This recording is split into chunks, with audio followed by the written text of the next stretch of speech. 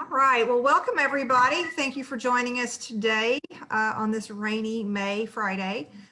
We are joined today by Niki Bowling. I will let her introduce herself, but she is going to talk to us today about leisure skills and why we need to teach them to our kids and adults on the spectrum. Niki, thank you for joining us today. Thank you so much.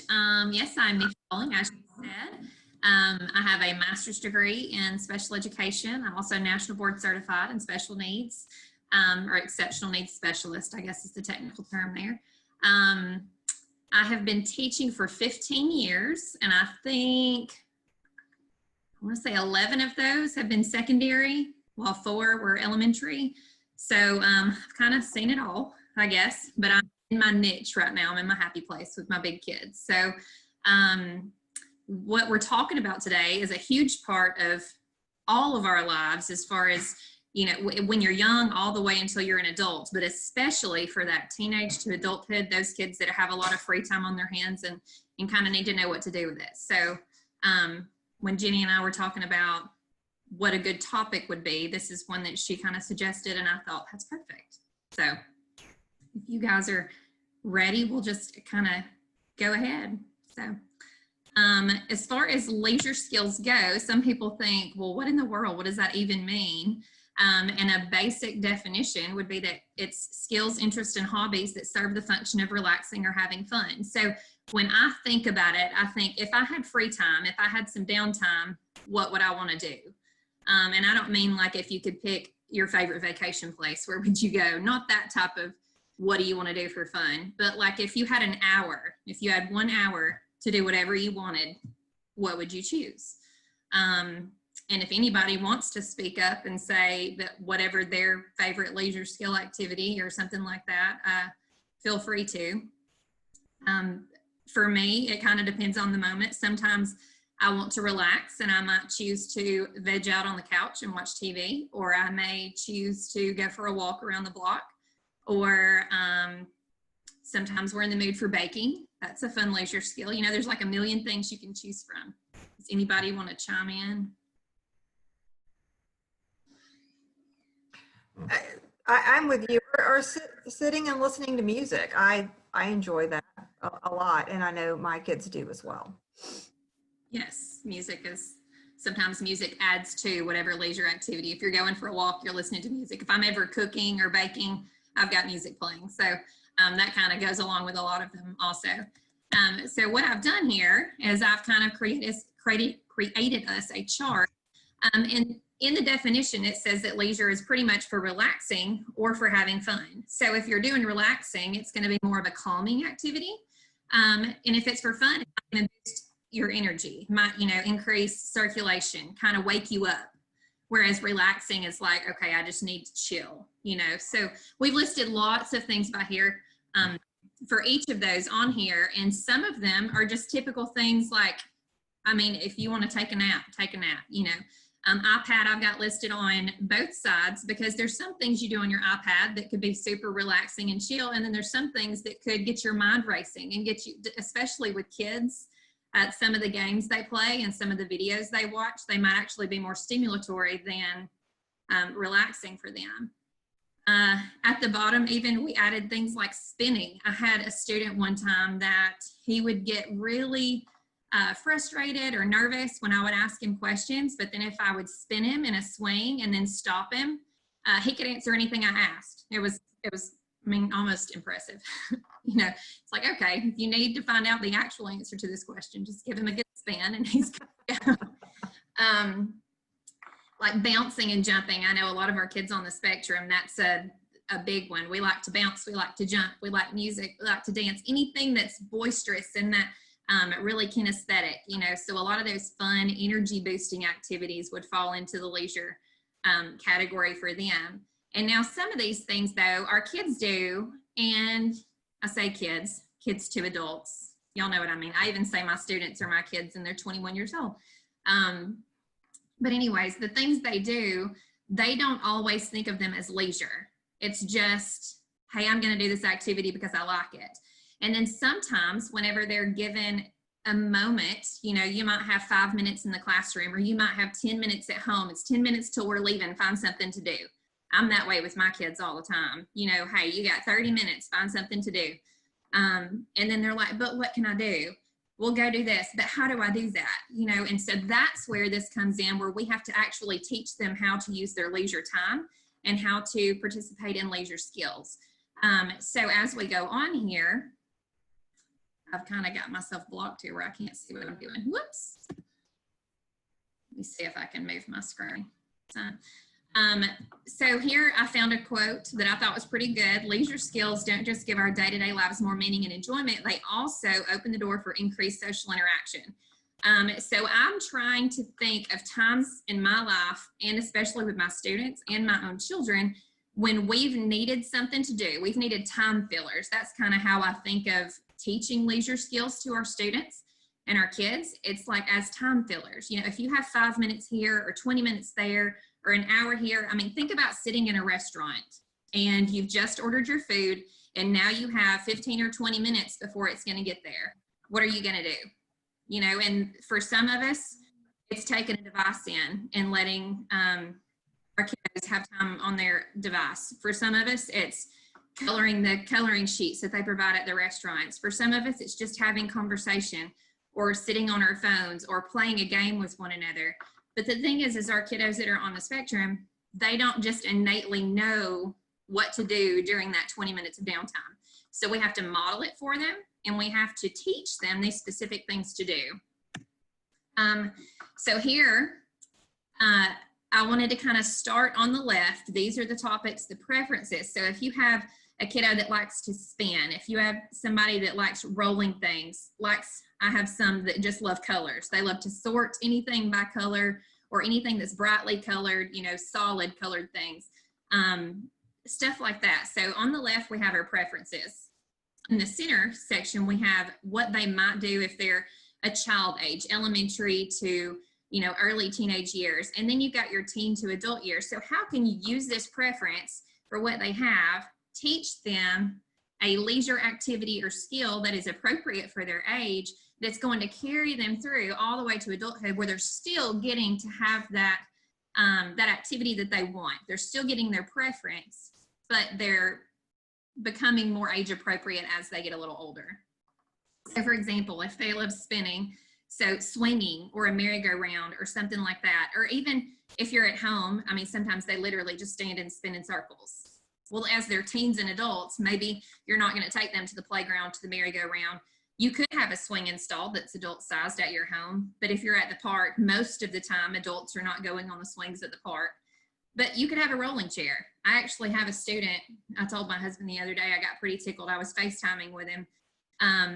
And while I was talking to him, he was sitting in the rolling chair, spinning in circles, and his ceiling fan was on at the same time. And I was like, I think I'm going to vomit. Like, I was motion sick from his spinning, but to him, he was having the best time. You know, he loves to spin, and that kind of was his calming thing too, while he's talking to his teacher on the phone in this strange world that we're living in right now. So that's how he has kind of, he still gets to fulfill that need for spinning, but it's more appropriate than spinning on a merry-go-round or swinging like you would if you were a child. Things like music, when kids are little and we know they love music, well, we offer them the little toy musical instruments, or toys like the stuffed animal that you push his belly and he makes music, or whatever it is, anything that's musical as a toy. And as they get older, then you might provide headphones and an MP3 player or actual musical instruments, you know, teach them to play drums or guitar or whatever it is.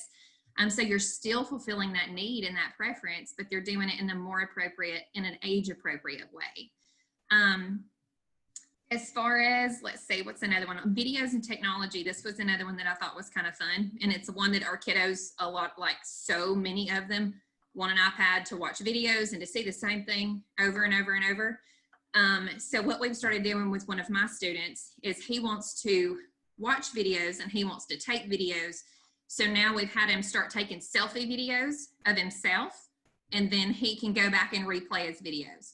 Or he takes pictures of things that he likes and we make them into slideshows for him to show his friends or his family. So he's getting to do those things like taking pictures and taking videos, but he's doing it in a more appropriate way. And he's not just taking pictures of random things or of people without asking, because that was an issue as well. But teaching them what's appropriate and what's not, as far as that goes. But anyway, this chart is really just, and there's a million other things that you could add to it, but it's taking the preference of the child or the teenager, the adult, whatever it is, and you're just finding an activity that's going to fulfill that need, but at the same time, provide them with something to do during that free time that they have. Let's see here. So this is the important part. This is the why do we teach it and how do we teach the leisure skills? Because we can tell you a million different things that would suffice as a leisure activity, but then you're like, but what do I do? So yeah, great, we have 10 minutes or we have 30 minutes as a family, let's sit down and play Uno. Well, they're not just gonna know how to play Uno. You know, you have to go through the process of how to teach them what to do. And to do that, you're just gonna model 100 different times. And so, and like on the second one, it says practice the same skills. So if you start with, let's go to one, if we're talking for a younger age, let's say you have a child that loves to roll cars. I even have a nephew that would just sit and watch the wheels roll on a car over and over and over. Well, get a Hot Wheels track or something like that, or create something that's purposeful so that they're learning that, yes, you can see the wheels roll, but let's see what happens when it rolls from up here. So teach them how to use the track. And it may take doing it more than once. It may take doing it for 3 or 4 days before they're able to do it independently and on their own, to where you're not having to sit there and do the activity with them the entire time. Same thing if you're doing board games. You have to get it out. You have to go through the rules.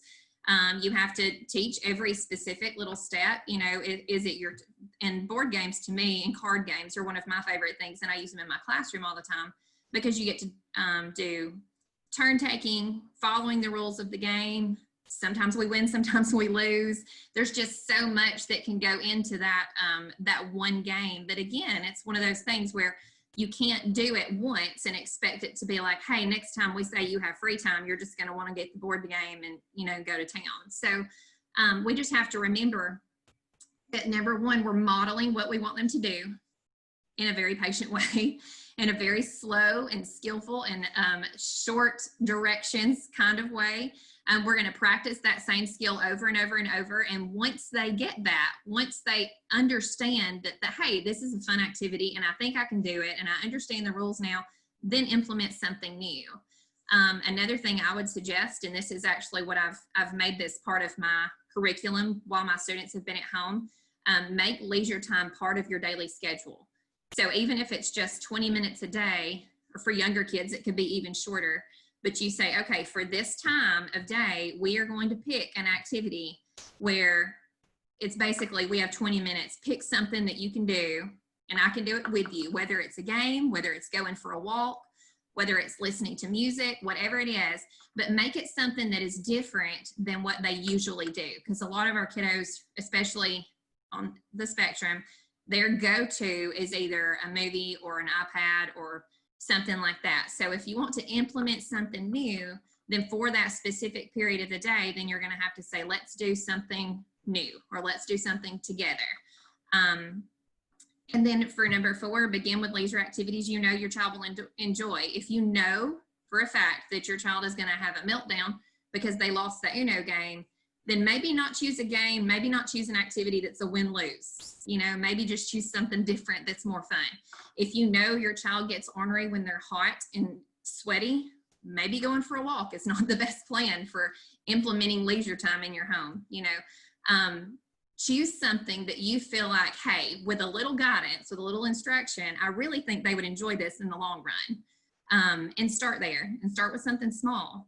And then number 5, like we said, after they've learned that skill, after they've figured out, oh, I get how this works. Oh, this is kind of fun. Then you can start to add something new. Number 6 and number 7, I feel almost go without saying, give them choices and set timers. If you're going to say, hey, we have 20 minutes of leisure time, set that timer for 20 minutes. And when it goes off, if they want to finish what they're doing, let them. But if they don't, then it's, hey, timer went off, time's up, you're good to go. and giving choices. So you can choose, do you want to play Uno? Do you want to go for a walk? Do you want to ride a bike? Do you want to play Candyland? You know, just give them choices. Just, again, we're trying to teach them the skills they don't already know how to do. So I don't know that it means let them choose their most favorite thing because that's something they've already kind of got in their repertoire. You're going to, you know, give the choices of something that would be a new thing for them.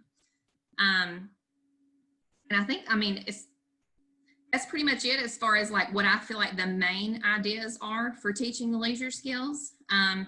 Basically, it's time fillers. So if you have a little bit of time here or there, what would you do? So that's kind of how we're teaching our kids. Hey, look, if we've got 15 minutes till it's time to go to school and you need to find something to do, these are the things we're going to teach you for that time. Or if we've got an hour in the afternoon where you're finished with school and we don't have anywhere to be, you know, these are some activities that would be good for you to do. And you just kind of have to start training and start modeling and start practicing those things until they have this, this box of leisure activities that they feel like they can do and that they've mastered. So, and let me say this also. I mean, we're hoping that with this work on the front end by parents and teachers teaching these leisure skills and modeling and practicing, that, like you said, they have a proverbial basket full of skills that they can do on their own. So that also buys us, as parents and teachers, it buys us time. Like you said, oh, we've got 20 minutes till we leave. Well, I can't entertain you for these last right. before we leave. I am closing up the house and putting my shoes on and, you know, all of these other things also, but, you know, that they can spend this time, you know, on their own, you know, not just necessarily on their electronics, you know, doing Right. constructive, and they've learned a new skill, but that you can hop back in on a day and at a time when you have time to also participate, but they've learned to do this themselves and they can entertain themselves and occupy themselves constructively. Yes, and even from the classroom point of view, there's lots of times I have some students that work very quickly, and then I have some that work very slowly. So those that work quickly, just by default, get a little extra free time. They get a little more downtime in their day than those that might be working slowly. You know, I mean, you can only give so much extra work to someone. So sometimes it's just that moment. Hey, there's 10 minutes left in class. It's not enough time for me to give you something brand new. Find something to do. And sometimes with me, it's either you can have your Chromebook or you can get something off the shelf. And the something off the shelf is all of those leisure things that we've had to study and practice and figure out. You know, if there's somebody else that's finished, do you want to play checkers? Do you want to play Uno? Do you want to play Candyland? Do you want to do a sorting activity? Do you want to get a coloring activity? Like, there's a million things for them to choose from. But for those students that have never been taught how to use those things, they're not going to enjoy it and they're not going to choose it. Instead, they're going to be upset, or they're going to choose an electronic or something that you know they can do on their own. But the goal is to have them more versed in more areas. You know, you don't want, I just think about, like, if every single time I had 10 or 20 minutes of downtime, if I did the exact same thing every time, I feel like I would be bored with myself after a while, you know, and I feel like that would happen with our kiddos too. Eventually, the new of whatever that is, or that choice that they have, eventually it's going to wear off. So let's give them, you know, this repertoire of other activities that they can choose from, and it's more appropriate. And then also it stimulates them more than just a single activity. And it stimulates them more than watching YouTube or surf the internet. And even though I know personally, it appears that my child is happy doing these things, and he probably is for the most part, but maybe it's because that's all he knows how to do, and it's easy. And we all tend to veer towards the easiest thing, especially if we have, you know, our downtime or our leisure time. So if it's easier to do that than to play, you know, solitaire or something like that, because then you have to remember the rules or remember the skill or whatever. So it may appear that they seem satisfied, but maybe that's just all they can think of. Mhm. Choices And weren't sometimes given. the easiest thing is not a bad thing. There are times in our lives and there are times in our day that we just need 10 minutes. And if that means Oh. get your iPad for 10 minutes, then by all means. Yeah, take no, an no, iPad. and absolutely. And it's, gave us a thumbs up. And there's absolutely nothing wrong with that. And as parents with neurotypical kids and maybe even smaller kids, I mean, we want to teach these leisure skills. So when we do have to go make dinner for 30 minutes, Mhm. they can be near us, but they can still be occupying themselves while we absolutely can't entertain them while we're cooking dinner. Right. Maybe they're not going to, it's nice to think, oh, they can help me make dinner. Well, you have to teach that skill too. Yes, that is not, most of the time it's just you're in the way of cooking dinner. Right. And then you're just in the way. And Might help that's something. probably not going to happen every night. So, that would be a planned thing. Yes. And I think too, it's important that when we're talking about teaching something new, even if it's something small like a game of Uno, to me that's like, it's such an easy game because it's basically color matching and number matching. It's turn taking and all of that. If you're going with something super easy, still because this is probably not going to be a choice. This is not going to, in the beginning, when we're telling them we're having to do something different than what you would actually choose to do, it's going to be a whole lot of fun for them to come over and learn this new skill until they get it and they realize, hey, that might have been a little fun. So I would keep it very short in the beginning. Hey, we're 5 minutes, 10 minutes, whatever it is. Do something with me for 10 minutes and then you can go do your thing for 15.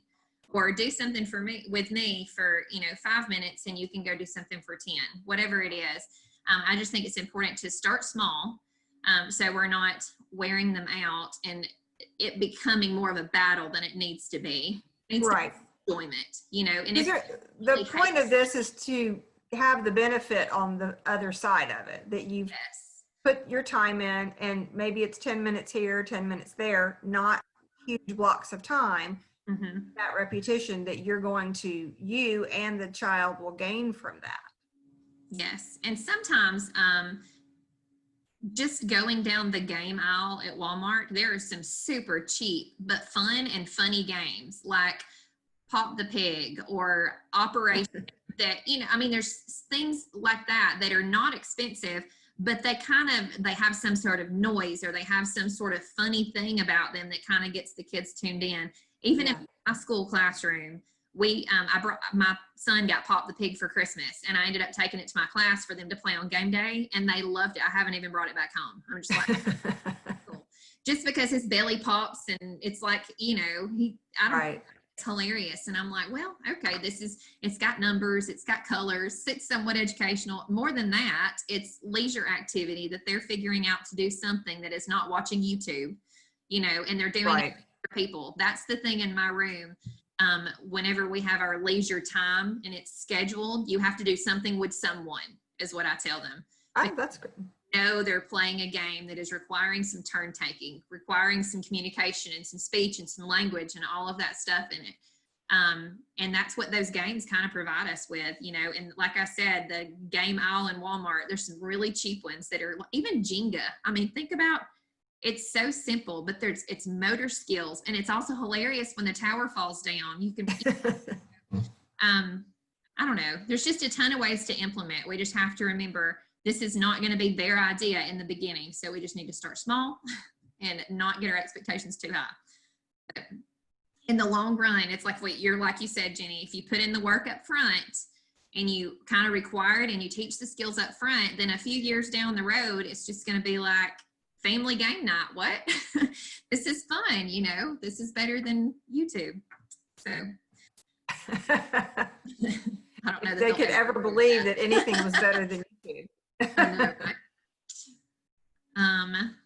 And that's pretty much it for what I have. There's just some stuff about me and my goofy self. We sold these shirts last month. Those are awesome. Those are awesome. And there's my kiddos up there on the left. Oh, my classroom. That's such a good picture. They're so sweet. Okay, Richard Childers, we're going to have to get some everybody dressed alike taking photos of our Okay, classroom. I took They are. tablecloths from our home ec kitchen and hung them over a rod. And I got black t-shirts from Walmart. Like that's literally all I did. I My love that. iPhone. I do too. You already know I'm thinking next year now. Totally. Every We should like make Thanksgiving- Christmas cards or something.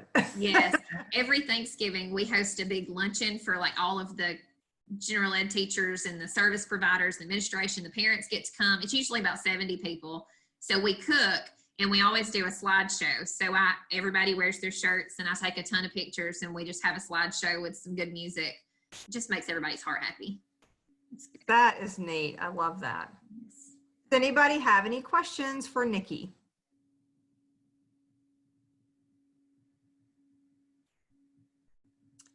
Well, I know that this has been very helpful to me, and just some of the ideas that you had were really great. And just to write down, I mean, I feel like, you know, I always need a refresher course on so much of this stuff. So, you know, if anybody hasn't figured this out yet, I'm asking people to speak on our on our weekly meeting about things that I need help with. So it helps me a lot.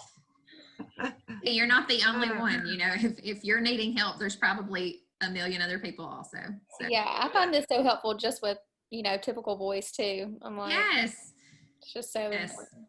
I've got my kiddos. I've got a 9-year-old and an almost 6-year-old, and we still, I mean, go find something to do. We don't have anything to do. Yep. I'm just I've like, heard that many have I times. taught you nothing? Marvin, I'm like, no, you're not. You're bored. Yes. That's so funny. Oh my gosh. Okay, but funny story. Some of my students, we were working on action and reaction in my classroom, and I built a Hot Wheel track. And it was like my kids, like a whole new world was opened up as far as toys and play. And I thought it would last 10 minutes and we would be done. Like me showing what to do, everybody take a couple turns and we're done. They played Hot Wheels for like 2 hours. Wow. Let them. I was like, they're Wow. playing and they're playing together and they're taking turns and it's still science. Like, this is so cool. So, and I think I that may like, have to borrow that one. yes, like Hot Wheels and Hot Wheel, even just for leisure time, just to have, if you had a bucket in the classroom that you here, build your track and roll some cars. I think that they so much enjoyed that. I actually got one Hot Wheels and track for his birthday after that because it was like his most favorite thing. But We just bought a new track. Not that we don't already have a lot of orange track, but Richard, Yes. if you need any, I'll be happy to share. Okay. I'm already putting a standard number on it and everything. I like that. With the Hot Wheel track. yes. Well, good deal. Anybody else? Anything? During Well, I'm COVID-19, there are, I'm sorry, Go ahead. Oh, go ahead, Ms. Otto. well, I was listening to a lady named Amanda Tammy, who is part of the Autism Research Institute, and she was talking about what to do to help families during COVID-19. And there were several things that I found very interesting, and I could send you the link if you want, but she was saying to give your child your undivided attention for 15 minutes out of every hour while you're working, like parents who work at home. And they feel the stress that you're under and they're stressed too. So she said to validate those feelings and talk about those feelings and to never say everything's going to be okay, to just tell the truth that says we're okay for now. We don't know what's going to happen in the future because, you know, they keep changing the mandates of the social distancing mandates. So never lie to the student. So I thought all that was really interesting. Mhm. That's So really that goes, cool. yeah, that goes along with the leisure, you know, that why I brought that up is that 15 minutes, you know, that you dedicate to the child, you could do some fun leisure activity with them. Yeah. That's a good idea. A lot of times too, our kids don't realize how much fun they would have. And because we're kind of cooped up and you think about working at home and you're kept in the house, it's like, yeah, you're home, but you don't just get free reign all the time. You still have to get your work done. But doing something outside, even if it's for 10 minutes or 15 minutes, if it's flipping flowers from the flower bed, taking a walk, riding a bike, going on a golf cart ride, whatever it is, you know, sometimes just that fresh air can make such a difference. And then they will kind of crave that. They'll have that, hey, can we go outside again? Or hey, can we do this together again? That's kind of a good way to start too with the leisure skills. That way it's not something that's so demanding, like a game would be a little more demanding. Whereas if you're doing something outside, it's more just enjoy, just walk, get fresh air, energy, vitamin D, you know, all that stuff. Well, and I know, you know, anytime we get any type of exercise, even if it's just walking, and between the walking and the fresh air and just exerting some energy, you know, how much our brain just clears up and everything makes a little bit more sense, and things aren't so crazy when we get that. Right.